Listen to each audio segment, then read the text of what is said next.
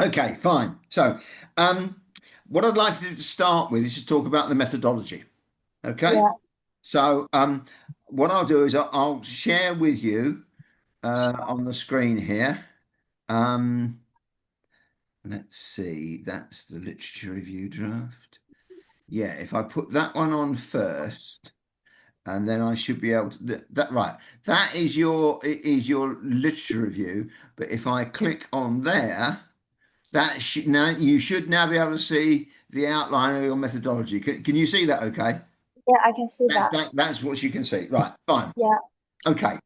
Um, let's sort of go through it section by section, just fairly briefly.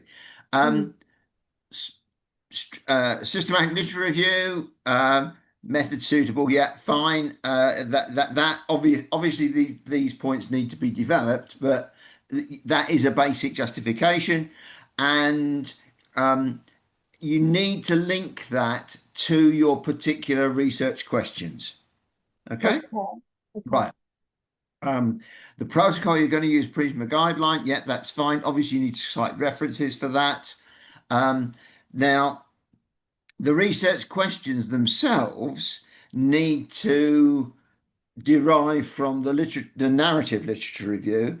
They Okay. now it's a matter of um, style, exactly where and how many times you repeat them within the final draft of the dissertation. Um, there is an argument that says it's useful to put the research questions very briefly at the end of the introduction.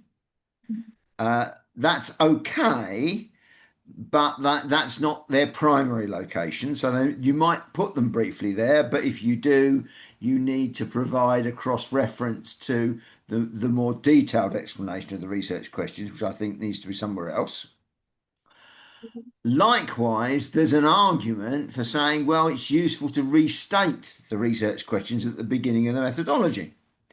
And again, at a risk of repeating them too many times, again, that can be an advantage. But again, that's not the primary place where they need to be. So if you Mm. do restate them briefly at the beginning of the methodology as part of the justification for the choice of methodology, Mm. that needs to cross-reference to where they are primarily discussed. Now, Okay. the main and most important place to locate the research questions, which is where you develop them and where you give the reasons for their importance and significance, is in the literature review, the narrative literature review. And my general view, clearly, it depends a little bit on how you develop the narrative literature review itself and how you structure it. But my general view is that the best place within the narrative literature review is that the research questions should emerge either at or at least closely towards the end of the narrative literature review. The Okay. research questions should come out of your identification of a research gap within the existing literature. Mm. Yeah. Yeah. So now I'll talk more about that when we look at your structure of your narrative literature review that you sent me. Mm. Um, Search strategy, clearly, yes, data sources, keywords and strings, search period, yeah, those are all the things that have got to be there. Yeah. Um, the real thing you need to think about, and this is something I will be wanting you to think about over the next couple of weeks, because this is one of the things I will want to discuss with you in much more detail, and know that you've actually been trying to use these things and making progress with them when we meet in about 2 weeks' time. Um, the things you need to develop are, what are the keywords and strings you're using? Not just what are they, why have you chosen them, what's the justification for them, what's the reasoning behind them. Mm. Um, you need to show within the methodology. Now, with systematic literature review, again, this is a stylistic point. Some of this that I'm about to explain can be within the methodology chapter. Some of it can be in the early parts of the inverted commas results chapter. And again, it's a stylistic matter.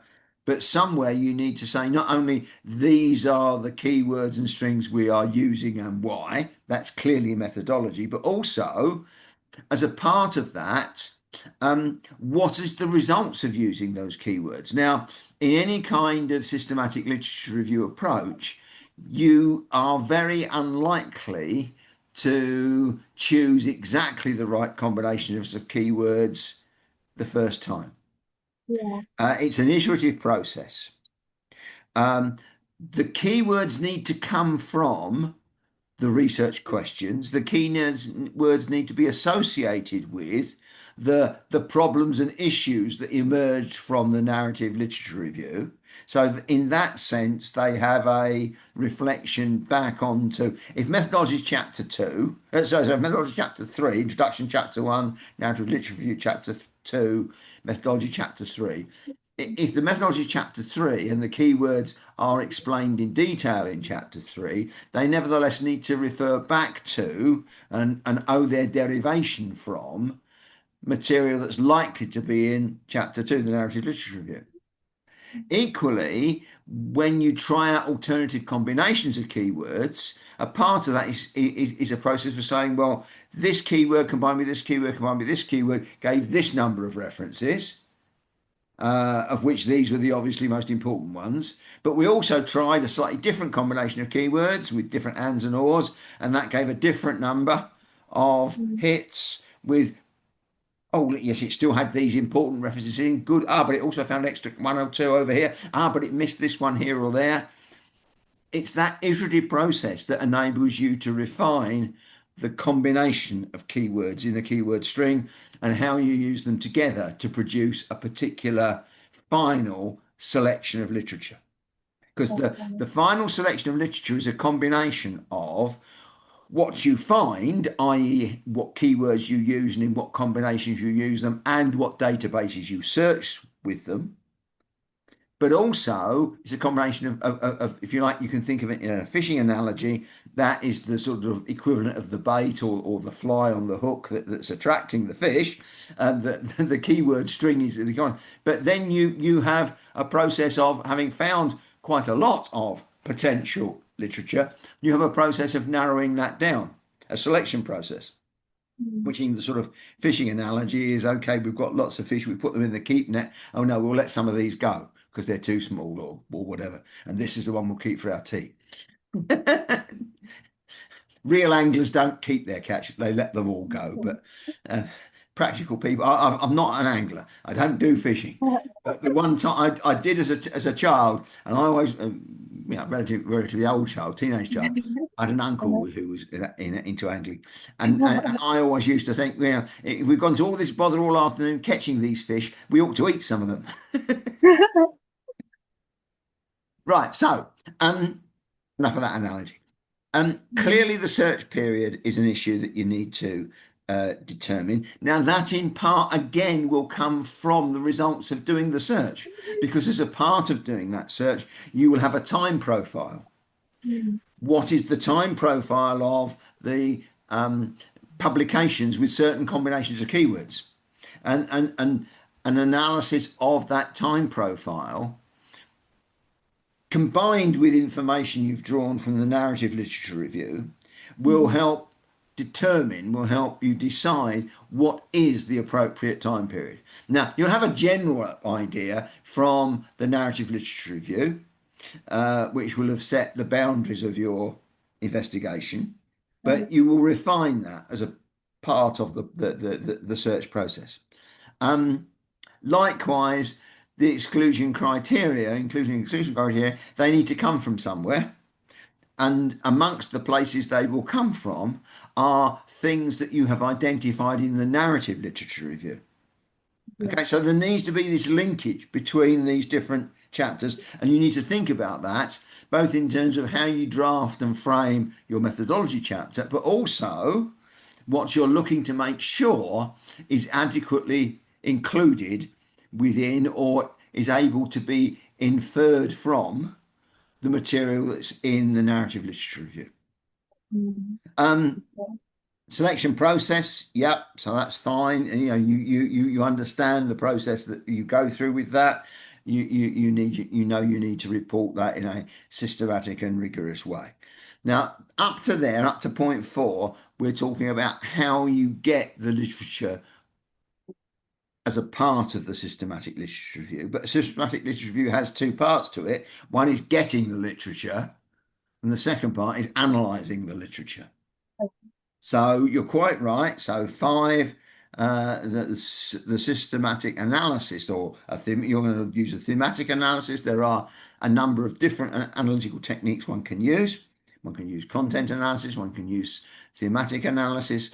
One can use bibliometric analysis. Now, in your case, because in part you're looking at how something has developed over time, Yeah. an element of bibliometric analysis is going to be potentially useful. So that will, I think, be part of it alongside thematic analysis. Now, one of the things I would ask you about thematic analysis, where are you going to get your themes from? Generate by myself? Well, inventing them yourself is okay, but it's not it's not very viable or vigorous basis, I don't think. It's fine for people with 50 years worth of experience to say, I'm an expert, I can decide what the relevant themes are. Oh. You know, with all respect, you're not that old. I can't do that. Okay. So, I mean, amongst other possible places, the themes could, and I would argue at least some of them should, emerge from the narrative literature review. The themes that you use in your thematic analysis should come from your understanding that's derived from the narrative literature review of what research has already been done, and therefore, insofar as some of that research has used literature review, what themes did they use in their analysis? Yeah. Also, insofar as that narrative literature review has identified issues, those issues that are identified, which underpin the research questions, those issues will have themes embedded within them. So you can identify the themes that come from the issues that are exposed within the narrative literature review as being significant, as being those that inform your research questions. You part of the end of the narrative literature review where you present the research questions, a part of that needs to be, well, why have I chosen these research questions? Why are these research questions significant? What's the justification for them? And a part of that will be statements drawn from the narrative literature which implicitly identify themes that can be used in analysing the literature that's in the systematic literature review. So one of the issues is themes. You're talking about you're going to have some themes and then you're going to code them. Yeah? Yeah. Right. Where are your codes coming from? The codes are coming from the literature that I selected. The like the keywords or Right. I thought you might say that.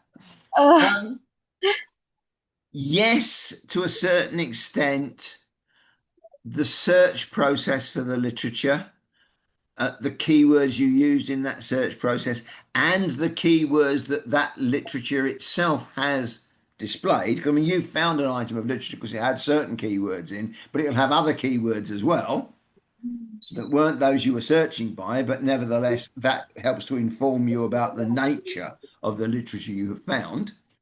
Yes, to a certain extent, that can be a basis of deciding how I'm going to code things. But the danger with relying only on that process is that it becomes a very circular process.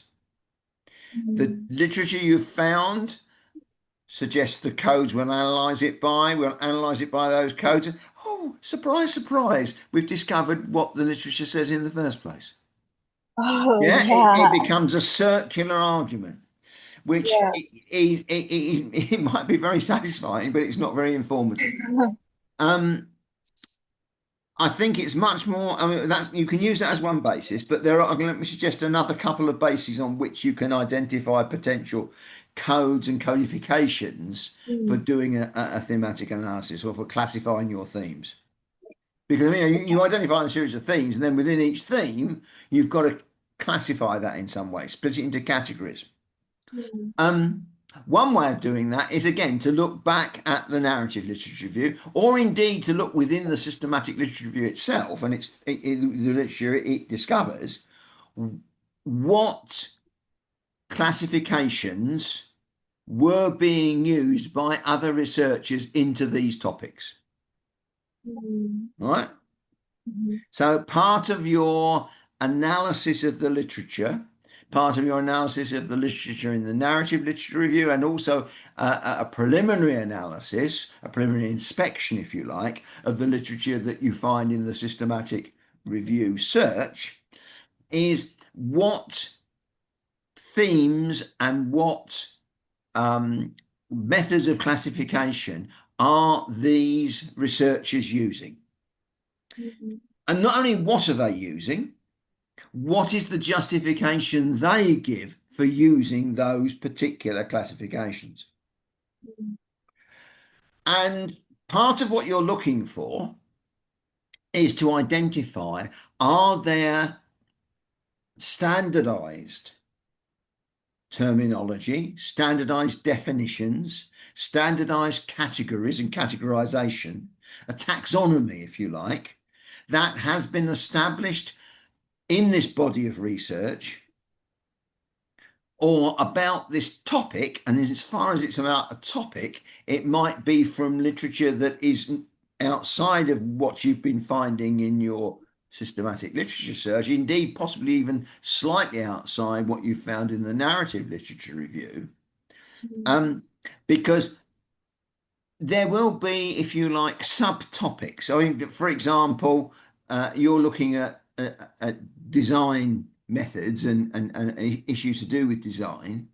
There may well be other research on doing design, inverted commas, not using DSM, but the design process, which has established a standard classification for categorizing certain aspects of the design process with definitions and clear categories and a graduation, etc.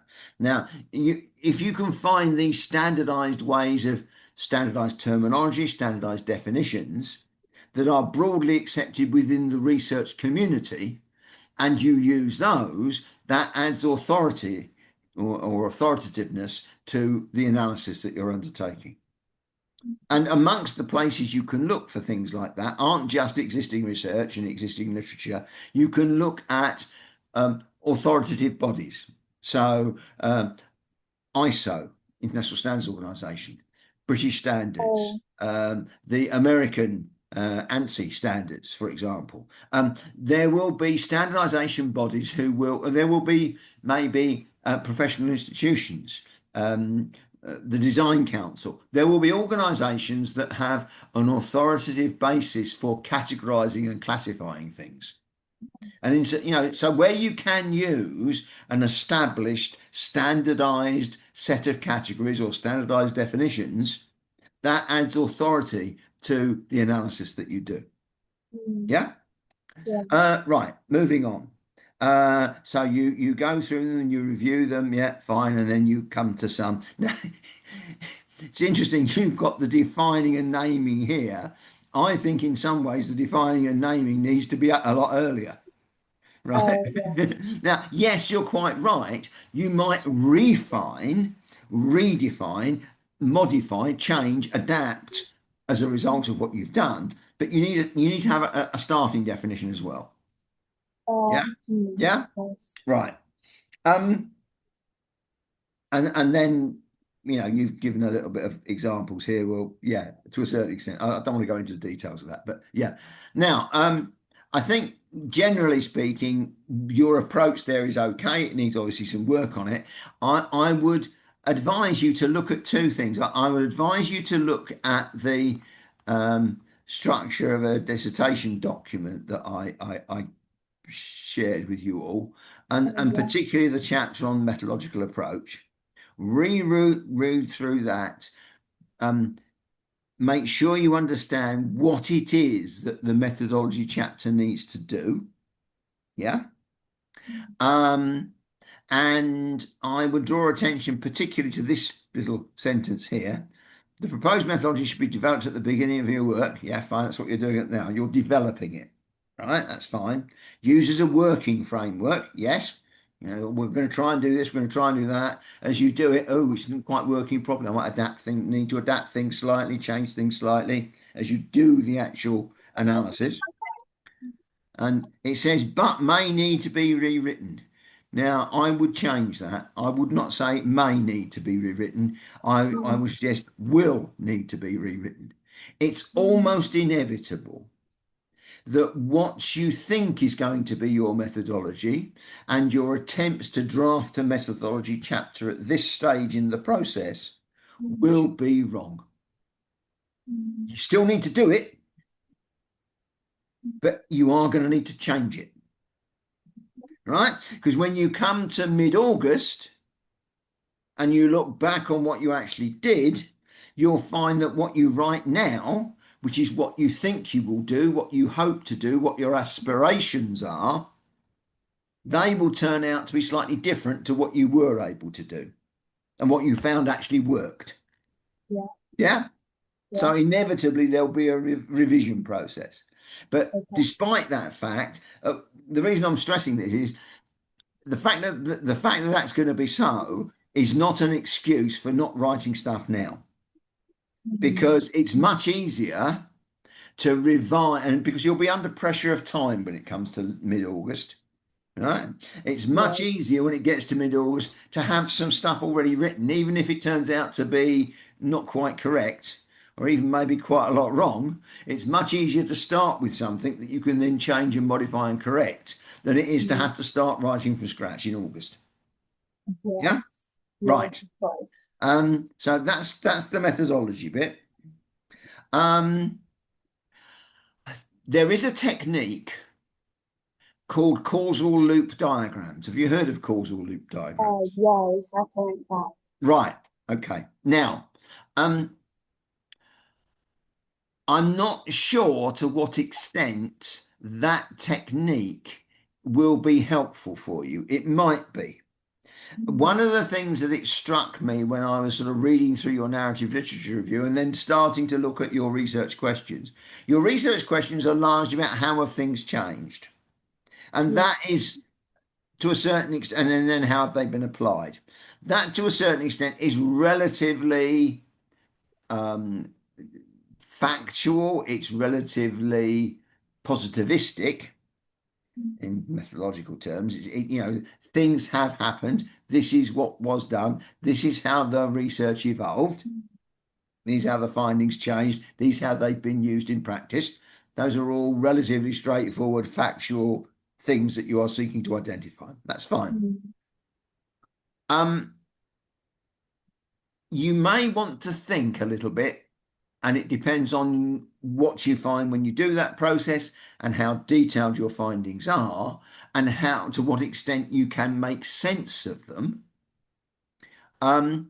It may be that tracking how things have changed, seeing how they've been applied, answering directly those two research questions in a very factual way is both sufficient and sufficiently detailed and interesting and informative that that's all you need to do.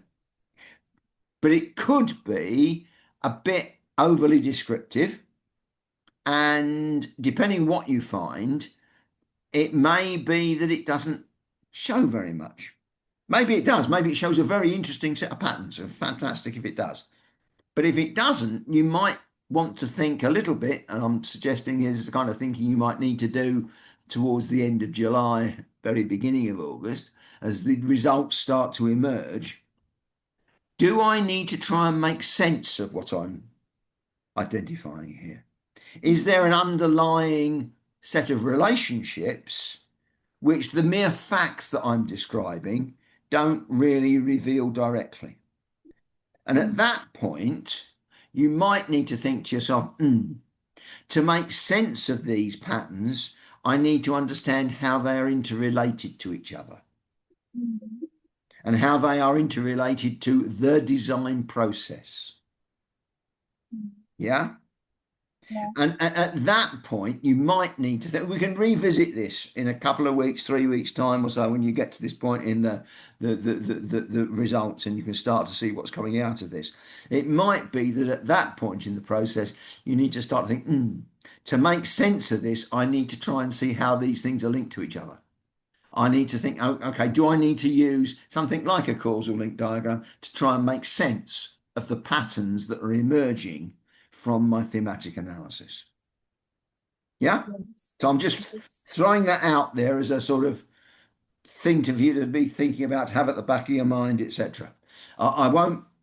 I mean, I've got a load of stuff on causal loop diagrams, which I've provided to a couple of other students whose work is much more related directly to how causal loop diagrams need to be used in analysis. So I've sent them some stuff directly because I know that's going to be a direct use to them. In your case, it's not a direct use necessarily. It depends what you're able to discover from Mm. the analysis you're doing as to whether you potentially need that as an extra tool to try and make sense of it. So I won't bother you with that stuff just now, but I want you to be aware of its existence. Okay. Okay. Um, anything more you want to ask me now about methodology? No.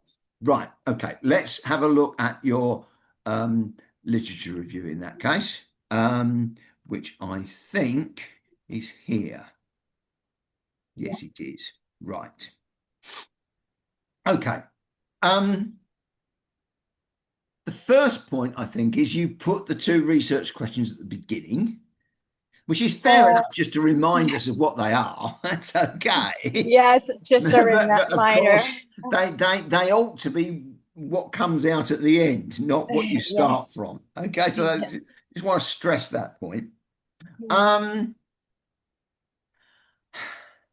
I wasn't quite sure what these three, 1, 2, 3 statements were for. I wasn't quite sure whether this was meant to be a kind of indication of the sequence with which you were going to review the Um, literature or what. yeah, that's the sequence. Or say Right, it's the right, rationale okay, of fine, mine. right, Yeah. okay. Um, yeah, right. Okay. As a sequence, yes, I thought it probably was that, but as a sequence, yeah, that is a sensible sequence to have, as if you like, an underlying structure to what the literature review is trying to do. Um, I think it needs a sort of a 4 and a 5 beyond that because it needs to be, if you like, define, etc., then identify the issues that have arisen within it and hence identify the need for these research questions. Right. Mm. um, what what do you think the purpose of your narrative literature review is? It's to it's to narrow down my topic and then dig into the research gap and then emerge my research questions. Right. Okay. Yes. Those are certainly part of its function. Mm. Right. But it also has another important function, which is to establish what the current state of research knowledge is within the field you're looking at, and Mm. in particular, to identify those features of the research about which there is a very broad consensus and which you can therefore assume as being given. Um, so yes, you need to outline briefly what they are, but they are a foundation point from which you would then build. And secondly, to identify those aspects of research findings where there is a lack of consensus, where there is dispute, where there is uncertainty, either because the research findings themselves have been rather inconclusive, or because there are different strands of research or different sets of research methods that have been used, which have come to rather different conclusions. And there is dispute. It might be a very acrimonious dispute. It might just be a very gentlemanly disagreement. But there is a dispute as to whether or in what circumstances this set of theories or this approach or these sets of methods work or are applicable to this sort of problem or that sort of problem. Yeah? Because it's those areas of uncertainty and discourse, which is a slightly more polite word than dispute, it's those areas where your research questions need to sit. And it's your research questions need essentially to be illuminating or trying to answer, or at least to show some kind of greater understanding of. Might not be the answers, but it'll at least give a greater understanding or a greater appreciation of what the issues are in those areas of discourse or dispute. If you let me draw your attention to the handbook. If you look at the handbook and you look at the review of literature section, and you look to see what a literature review that just about passes needs to do, and compare that with one that's going to be in the merit range, and then compare that again with the two categories that are in the distinction, the excellent and the outstanding, if you like. Now, this year, unlike previous years, they have actually put bits of the text here in bold. Because they are actually trying to draw your attention to what are the really important differences. There are other differences as well, but the bold ones tend to be the more substantial or more important differences. It's useful to do this as well in relation to the methodology, by the way, but I think you're not yet advanced with the writing of the methodology enough for me to go over that. But certainly in terms of the literature, at the moment, most of your literature review is in this sort of area here, or even not quite as good as that.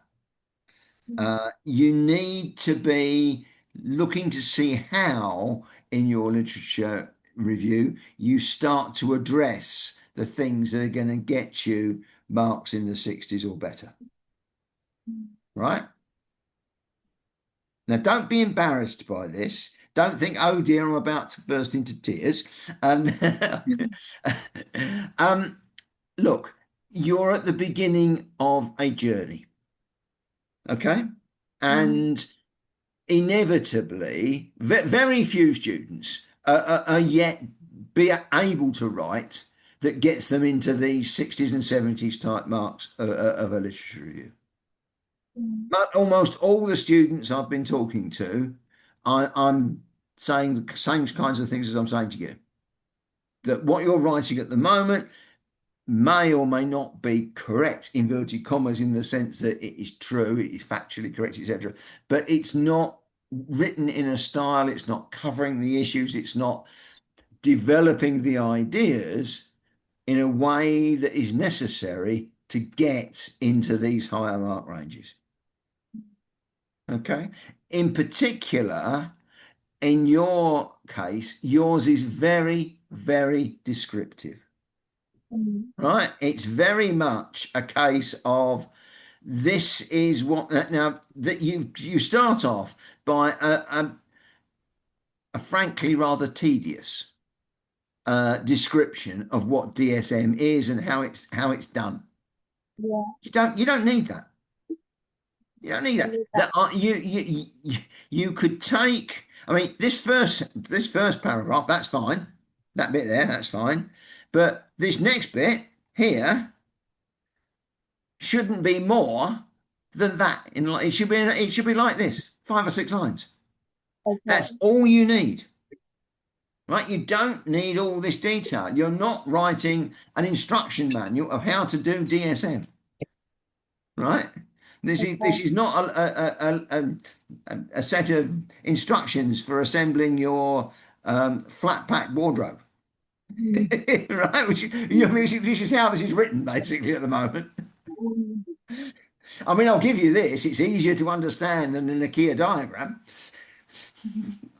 but that's partly because it's in words Mm. rather than civic Okay. symbols. Um, yes, there are some key bits of information in here, but it's not the how you do it. It's the what is the essence of what doing things this way, doing this process. What is the essence of what it's achieving? Right? That's what the important bit is. What does DSM actually achieve? Mm. Yeah, so that's the bit that needs to go in there, essentially.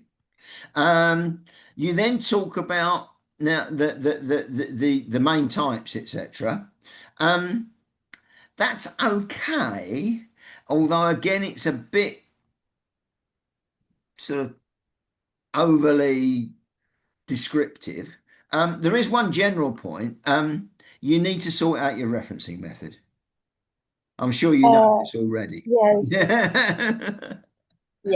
Yeah. At the moment, you've got 3 or 4 different referencing methods in a sort of complete mishmash, um, Yes. right? Yeah. The eventual thing needs to be in the Harvard Manchester style. And you might Mm. as well get it into Harvard Manchester style now, rather than find yourself in the third week of August with an enormous task of trying to reconcile and convert into a standard format in the right uh, actual format itself. There's a standard referencing method in the right format.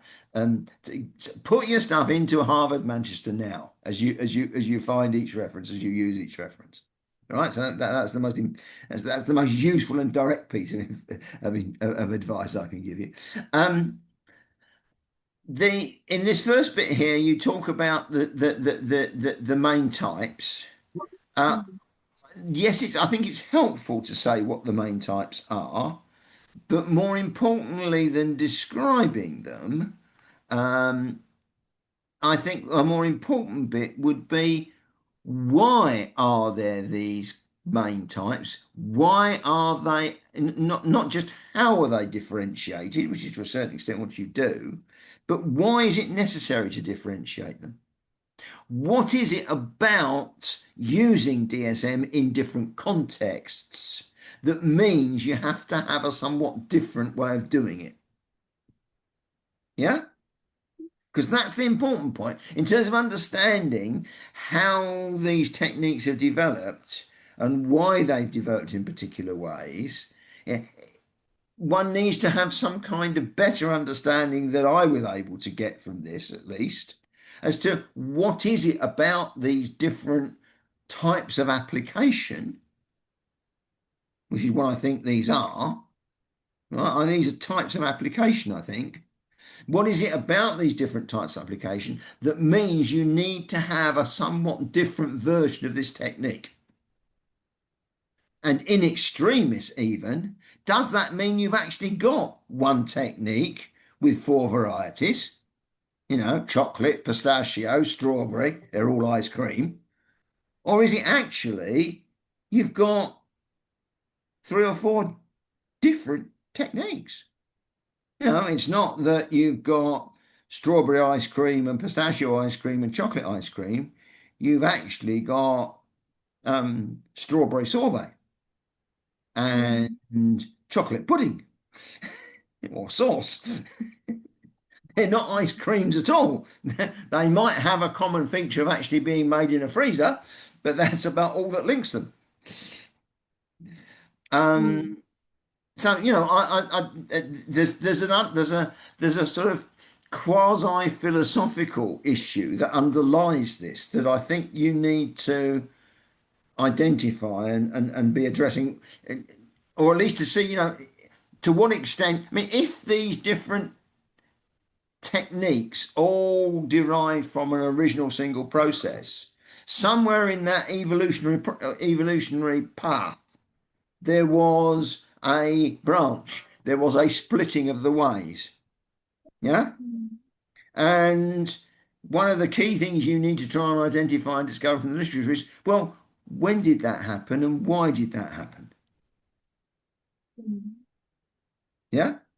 Um, you talk about how it's been applied across different processes. Now, okay, again, that is of some relevance because your second research question in particular is how has it been validated in different applications? Now, clearly, you need to, if you want to answer that question, you need to understand a little bit about what the different areas of application are and how that maps onto different ways of using this technique or possibly even in extremely different variations of the technique, maybe inverted commas, they're actually different techniques. You so that's relevant. It's perfectly appropriate and relevant to be doing this. But I think again, you need to try to. At the moment, what you've done is it's you've very much given a highly descriptive, almost like a walking tour. If you can, you've been in Rome, haven't you? Yeah. Yeah. Right now, I don't know how you've what you've been doing in Rome or how you've been touristing the area, etc. But you know what I mean by a walking tour. You have a guide and a flag, and you all go around as a group, and you go from this monument to this monument to this monument to this monument. Yeah, and you get a little bit of Yeah. story about Monument A, and a little bit of story about Monument B, and a little bit of story about Monument C. Yeah. Well, that's what this is written like. Mm. And if you go on a tour like that, the question I would ask is, what is your impression at the end of it? Do you actually have a comprehensive, coherent understanding of what you've been visiting? Or do you just have the mental equivalent of a series of little postcards? Yeah? Because at the moment, what I think this is doing, it's presenting the mental equivalent of a series of little postcards. It's not Yeah. telling a story. Mm. Yeah? Yes. Do you understand? Yes, I Right. understand. Yeah. I mean, I know this may be coming over to you as very, very disheartening and oh dear, etc. Well, uh, you've obviously put a lot of work into this. Mm. That work is not wasted. Okay. My reading through this and the way you've summarized these things shows me you actually have quite a detailed well, I hope you have quite a detailed understanding of what's been going on. Um, Unless you've been inventing all this and it's total fiction. No, sorry, I don't suppose it is. I hope it not. And so in order to be able to write this in the way you have, you must have an understanding. The trouble is you're not displaying the understanding. Yeah? how to show the Right. understanding? Is it Right, criticize right. or I think what you need to be trying to say to yourself is what were the not what was the outcome of these various bits of research, which is what you've really described, but what was the research questions? What were the motivations? What were the problems that these different steps in the development process were trying to solve? And how did they relate to each other? Why was it necessary to to make the change or the propose the new method or the enhanced technique that these different researchers were suggesting? Yeah? so what are the Because relevant at the end of the day, look, at the end of the day, what one is trying to you've got here, because of the nature of your research question, and I'm not I'm not suggesting the research question is wrong at all. I'm certainly not suggesting that. But because of the nature of your research question, essentially you are looking at a process of evolution. You're looking at the way in which this set of techniques, which you're calling DSM, have evolved and changed. Yeah? Now, to make sense of that, you need to be asking not just what's the difference between this bit and this bit and this bit, between this fossil and this fossil and this fossil in the fossil record, but why did they change like this? What was the problem? What was the motivation for this change? What was the advantage that this difference gave? What was the issue that why did they need to develop this new technique? What was the problem it was trying to solve that the previous technique wasn't able to solve or wasn't able to solve sufficiently well? And what is it about this new technique that means it does solve it better? Yeah, it's a level of analysis. It's a level of critique that is deeper. I mean, at the moment, this is very much superficial, skin deep type presentation. This is like the photo touched glamour picture of the model after she's had all the makeup and hair done, and then Photoshop has got rid of the wrinkles. Yeah. Yeah. We want to know what's going on underneath. Yeah. Right? Yeah. Yeah. Got it. Yeah. Right. Now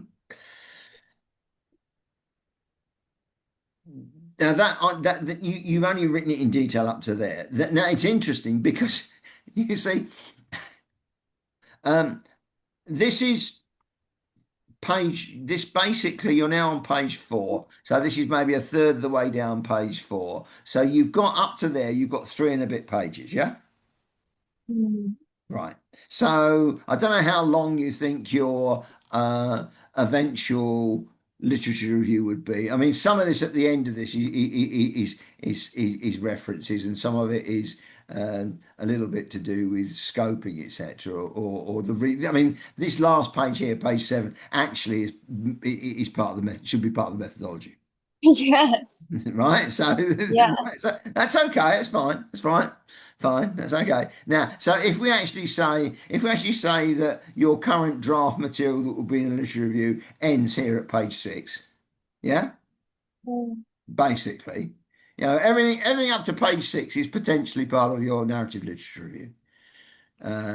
Now, basically, you work on that basis. Essentially, what we're saying is the first 3 and a bit pages.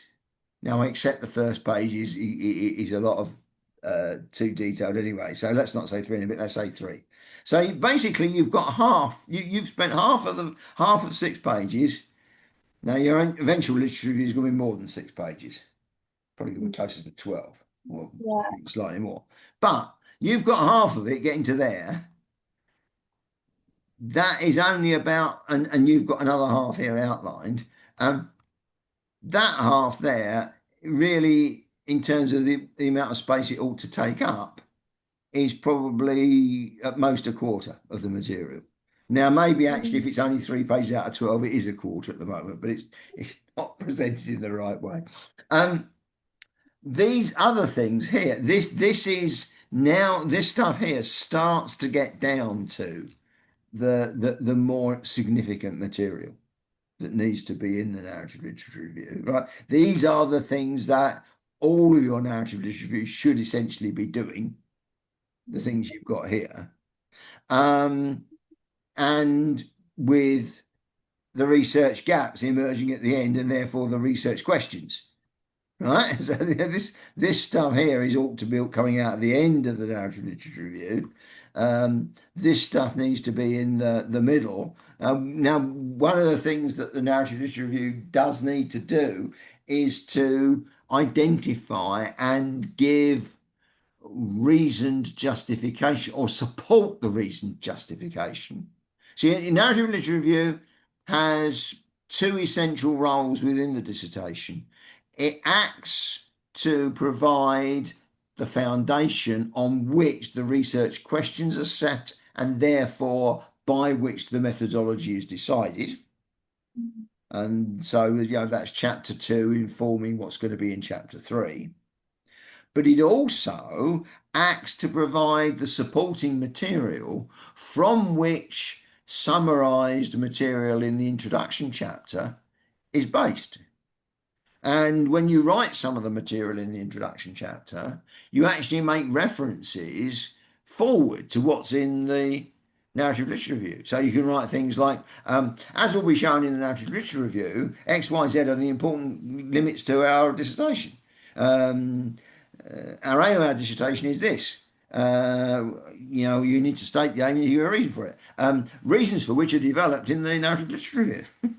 Right? So you can refer from chapter 1. You can refer forward into chapter 2, as well as in chapter 2 or in chapter 3, the methodology referring back to chapter 2. Yeah. So you part of the narrative literature review does need to give the reasoning why this issue is important, hence the aim, the aspects and features that set the objectives, and the issues and features that set the scope. So whilst the aim, objectives, and scope are all outlined in the introduction, they draw their rationale, they draw the supporting information from which they are reasoned, and whether the reasoning is set out in chapter 1 or in chapter or later in chapter 2, the narrative literature review, is a stylistic issue. But they draw that reasoning from the literature in the narrative literature review. So when you go on to talk about the boundary, this stuff here needs to be grounded in the narrative literature review. Your narrative literature review needs to support these and give the reasons for these statements here, right? So what you've written here, some of this in this kind of level of detail, in this kind of writing, should be in chapter 1, should be in the introduction. But the detail supporting it, the reasoning for it, needs to be able to be identified and needs to flow from what's in the narrative literature review. Yeah? Yes. Right. That's, I think, basically what I wanted to say to you today. I hope you're not too disheartened by it. Now, look, you've obviously done quite a bit of work. The fact that you've not maybe quite got entirely yet from that work in how you've expressed it in the written material where you need to be, that's okay. You're still at the first 20% or so of the process. Yeah, so you've still got plenty of time, plenty of space to sort things out and get them right. You've done a lot of the work, which is the important thing. It's how you use that work that we now need to refine. Okay. We'll have our next meeting. It'll be face-to-face in Manchester. It'll be in the week beginning the 21st of July, which is basically the week after next. I will write to people reasonably early next week, around about the 14th or 15th, with a request for you to indicate some preferred dates and times in the week beginning the 21st. I've got a couple of other things I'm doing that week, but I've got other days when I'm completely free, and there are a couple of days when I will be in Manchester for something else. And I'd like to be able to fit some of the meetings around those other reasons to be in Manchester. Like, so in Manchester, I've got something going on Friday afternoon, for example. So fairly late Friday afternoon. I'd like to have some meetings Friday morning, early part of Friday afternoon. Likewise, on Tuesday, I've got something relatively early in the day and it finishes at 12 o'clock. So I'd like to have some things on Tuesday afternoon. So I don't have to go back and forth multiple times. And then there's Monday and Wednesday and Thursday. So I will get people to give some preferences. I'll indicate some times when I'm definitely not available, and some therefore when potentially people could, other times when potentially people could have their meetings, and we'll sort that out. I'll also be writing to people again at about the same time saying, look, the things that I want to focus on in this next meeting are to do with methodology and to do with your initial progress in refining that methodology and starting to apply that methodology. Now, for some people, that will be related to their gathering of data because the nature of the research they're doing. In your particular case, I think by that point, you need to have started to do some trial searches as part of your systematic literature review search. So by middle of end of next week, you need to have refined at least some trial keywords and keyword combinations and be starting to trial some systematic searches to see what kinds of results they're getting. Yeah. And then we can talk about that when we meet, and we can go over one or two things. It will be important as a part of that process that you keep a very detailed record of the numbers of references and which references are being identified by particular keywords or particular combinations and groups of keywords. Yeah. So what databases are you planning to do your systematic search in? It is Scopus, Web of Science, and some some database, some professional database that I can see more applications of Right. the Okay. address. I think that's okay. You need to be a little bit careful. In general terms, my advice for people doing systematic literature review is that they should focus their systematic literature review on 2 or at most 3 authoritative collated databases. Okay, so Scopus and Web of Science, for example. Now, in your particular case, because your 2 research questions, to a certain extent, are slightly separate from each other, although they do have an interdependency and they do have some degree of overlap, I think it's understandable why you might need to do more than just 2 stroke at most 3 databases. I certainly wouldn't go beyond 4.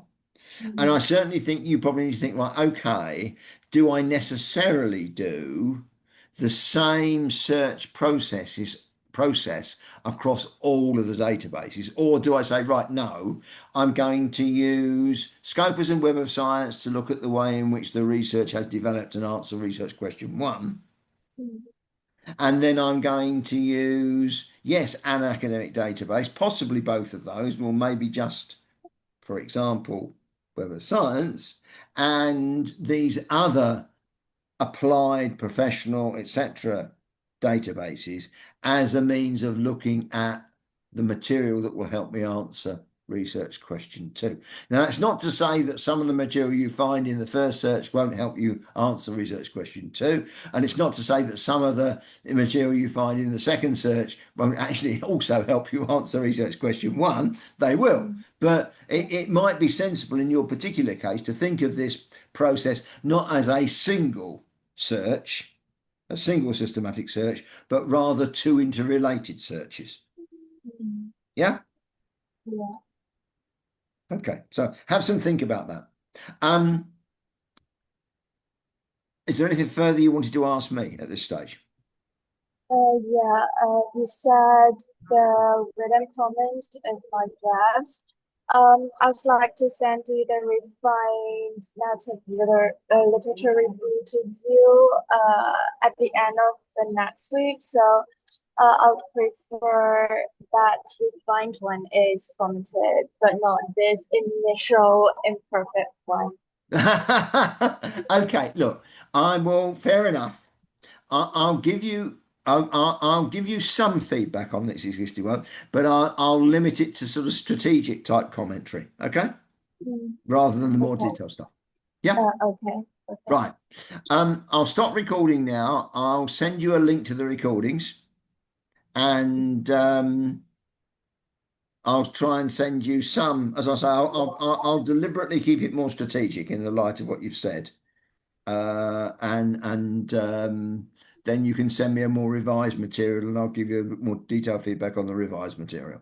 Okay? Is that Yeah. all right? Right. Thank you. That's okay. Well, I hope your flight's on time, and I have to. I'm glad you've enjoyed your holiday in Italy. Okay? Okay, thank you. Okay. Au revoir. I don't know Italian. No, Ciao. that's French. Okay. Uh, okay. Well, ciao. Right. Right. Okay. Okay. Okay. Ciao. Ciao. That's Ciao, Italian. ciao, ciao. Yes, I know this Okay. one. All right. Bye bye for now.